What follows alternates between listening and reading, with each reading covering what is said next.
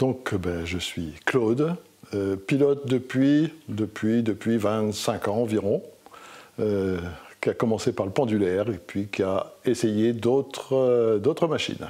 Alors, je vole en Champagne, voilà, Champagne à Épernay et Reims, et les alentours, bien sûr, et puis un peu plus loin. Mon premier contact avec l'ULM, c'était pendant que j'étais en vacances à Bandol.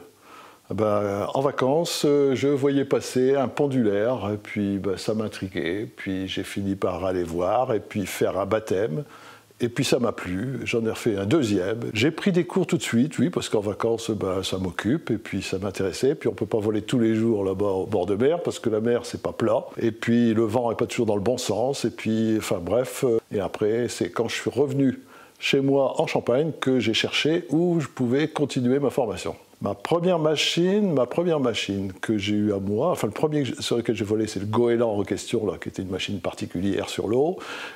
Et après, mon premier pendulaire, c'était un Jupiter d'occasion, avec un moteur 503, un 2 temps bien sûr, 503. J'ai acheté un premier 3 axes, je sais pas, j'étais un fidèle pendulaire, moi le 3 axes ça m'intéressait pas, non, je m'éclatais avec le pendulaire, j'ai fait 10 ans de pendulaire assidu, puis j'ai essayé, alors effectivement, j'ai appris, à vrai dire, j'ai appris avec un copain, et puis je me suis fait lâcher par l'instructeur, et puis j'ai acheté un 3 axes avec un copain, à deux. C'était déjà un Zener 601 UL à l'époque. L'autogire est venu après. C'est pendant que j'ai fait un raid. J'étais en Irlande, en pendulaire à l'époque. Bon, en Irlande, il y a un peu de vent. Et puis, oui, c'était un peu musclé, cette balade en Irlande. Et puis, là-bas, lui, il avait déjà des autogires. Et il y avait 2 ou 3 autogires. Et il se régalait. Et plus il y avait de vent, plus il était content. Et moi, j'en bavais avec mon pendulaire. Et là, donc, j'ai commencé à goûter ça. Du coup, j'ai aussi commencé à apprendre. Et puis, pendant que j'étais en train d'apprendre, j'avais quelqu'un qui vendait un autogire, un M24 de chez Mani. Et je lui ai acheté. Il était instructeur, il a fini ma formation, il m'a lâché. Et puis, avec le M24, cet autogire, je me suis inscrit ensuite à un raid au Maroc avec l'appareil, et sur lequel j'ai ramené mon fils. Et puis, alors là, mon instructeur de l'époque dit « Attends, arrête un peu tes bêtises, calme-toi, moi je vais t'apprendre un peu à voler en conditions un peu difficiles avant de te donner l'emport pour partir faire un raid comme ça au Maroc avec ton fils. » Et donc, avec Amiens, on a volé dans des conditions dures. Et merci Eric, parce que j'en ai eu besoin là-bas au Maroc. Oui, effectivement, maintenant, j'ai plusieurs machines. J'ai du mal à me séparer. À chaque fois que le pendulaire, je ne peux pas m'en passer. J'ai fait tellement de raids avec le pendulaire, j'ai 1000 heures de pendulaire. Le 3 axes, je l'ai conservé, j'avais les deux, ça allait bien. Après, l'autogire, aussi, je me suis éclaté en autogire. J'ai 700 ou 800 heures d'autogire, mais je n'ai pas vendu mes autres machines parce que j'ai vendu une moitié. J'ai vendu une moitié du Zener. Alors, les liens avec le voyage. Alors déjà, le premier déclencheur, c'est, par exemple, j'apprenais, j'étais élève encore, je n'étais pas lâché. Et je me suis inscrit à un raid qui avait lieu en Tunisie, où il y avait une quinzaine de pendulaires, de machines pas rapides qui volaient là-bas. Et je me suis inscrit comme passager. Et j'arrive là-bas, et là-bas, c'était le bonheur intégral. Là, je me suis dit, quand je serai grand, je ferai comme eux. Voilà, là-bas, c'était la cour de récréation. C'était exceptionnel, exceptionnel. Et c'est là que j'ai eu l'occasion de connaître Dominique Méreuse. Je suis allé poser j'ai souvenir d'avoir traversé pour aller sur l'île de Djerba, sur la machine de Dominique Méreuse. Je voyais voler pas loin de l'eau. Moi, c'était un peu impressionnant. J'étais encore élève. C'était extraordinaire. Extraordinaire. Quand je serai grand... oui, ça, je l'ai dit, pardon. Alors, tu comprends. Oui, et pendant que j'étais là-bas en Tunisie, j'évaluais si j'étais suffisamment aguerri pour tenter ce genre d'expérience moi-même. Et c'est là que je me suis inscrit au Tour ULM, Tour de France ULM à l'époque, ça s'appelait, dans les années 98, 99, j'ai fait. Et là, je suis parti en solo avec mon pendulaire, avec mon aile Fun de 18 mètres carrés, mon moteur 503 de 50 chevaux, à 2 là-dessus. On volait à 60 à l'heure. Quand on lui tirait bien dessus, il montait à 80. On avait parfois du vent qui faisait autant que ça. Ça m'est arrivé de voir le GPS qui indiquait 3 à l'heure, 5 à l'heure. Et je ne suis pas sûr que c'était en avançant. C'était peut-être en reculant parce que je ne bougeais pas. Et après, avec un copain avec qui j'avais volé, on a dit on va acheter une machine un peu plus performante, on va aller la chercher en Belgique, avec un sac 82, là c'était 65 chevaux au lieu de 50, c'était le bonheur. Et puis on va chercher la machine, là-bas il faisait un peu un temps pourri, on va la chercher, on le laissait là-bas, c'est le copain qui l'a acheté, on l'essaye l'un de l'autre, et puis on a eu la flemme de le démonter, on se dit allez on rentre en vol. Un peu fou. Hein. Le copain derrière, il me dit « Oh là là, il n'y a plus d'essence. Faut se poser, faut se poser. » On est dans les Ardennes. Bien sûr, le GPS qui était accroché au mât devant, il s'était éteint. Il s'était mis à pleuvoir. C'était la totale. Et il faut se poser, faut se poser, faut se poser. Et je me pose dans une pâture dans les Ardennes. Et là, la pâture arrivait à 1 mètre. Là, le copain derrière, qui voyait là et au fond, remets les gaz, on va se planter.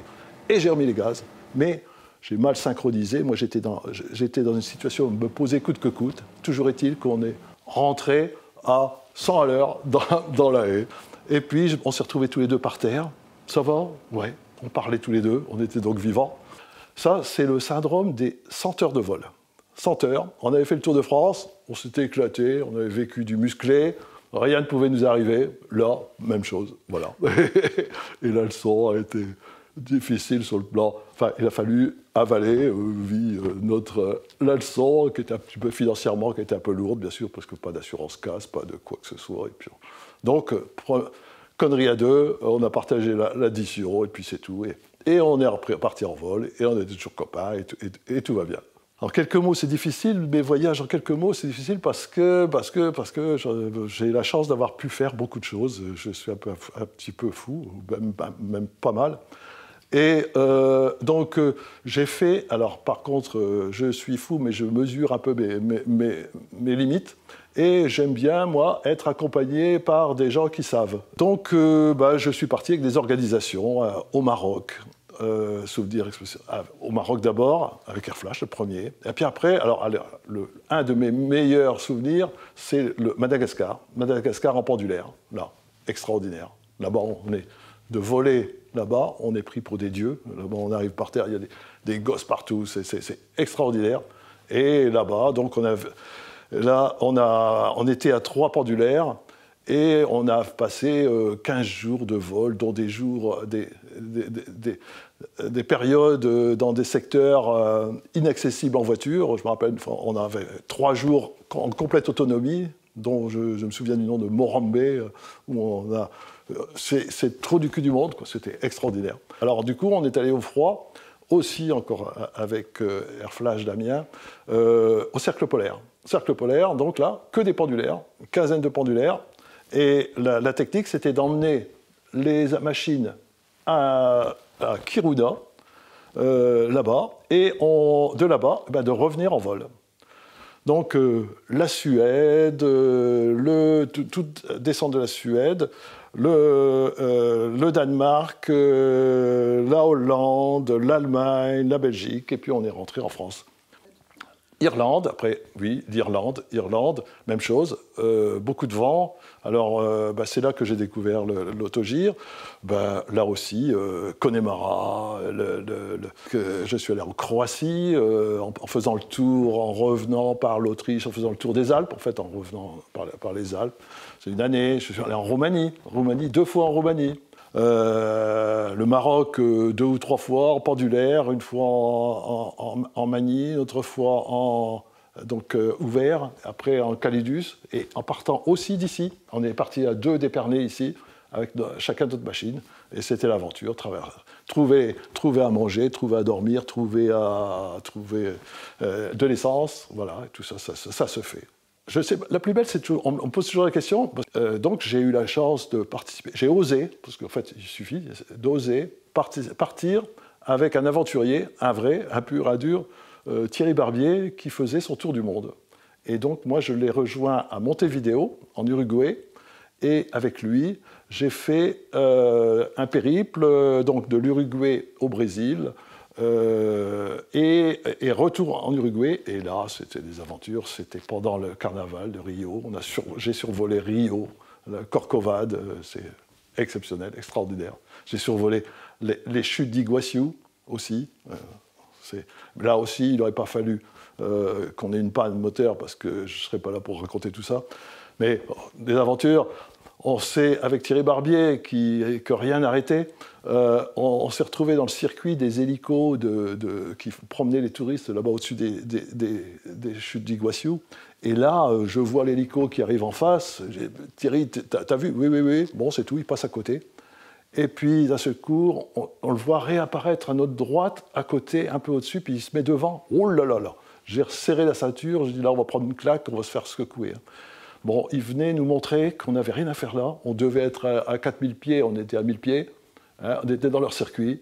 Nous, on était arrivés, ça faisait 4 heures qu'on volait, on était venus là, et puis donc on filmait. Voilà. Thierry Barbier, il était là pour faire des photos, pour faire. Voilà. Effectivement, avec Thierry, pas grand-chose l'arrêter. Hein. L'année d'après, rendez-vous à San Diego, côte ouest. Et de là-bas, on est parti. Et là, on a traversé complètement les États-Unis d'ouest en est, avec survol avec le Grand Canyon, Monument de Vallée, Yellowstone, extraordinaire, extraordinaire. Yellowstone, il neigeait là-bas. On était dans la neige. On a passé là-bas. J'ai survolé le grand prismatique, ce qu'on voit en photo, un œil extraordinaire là. Le temps qu'on voulait, on était tout seul. Alors, ce que je peux dire à un jeune qui approche l'ULM, que c'est une chance extraordinaire. On peut faire des choses. Moi, grâce à l'ULM, j'ai vécu des aventures extraordinaires. C'est un monde simple. C'est un monde où on se sent une liberté, où on se sent, où on est entre personnes qui nous comprenons. Il y a une entente, il y a une aide, on peut aller partout sur un terrain, on est toujours aidé. Il y a une mentalité d'aide, d'entraide extraordinaire. Moi, j'ai des contacts partout en France, un peu partout. Je suis très heureux de faire de l'ULM, j'en suis fanat, voilà. Et allez-y, il y a de quoi, et puis réalisez vos rêves. Moi, ce que j'ai simplement fait, j'ai rien fait d'extraordinaire. J'ai simplement osé. Il faut oser dans la vie, et après, c'est le bonheur.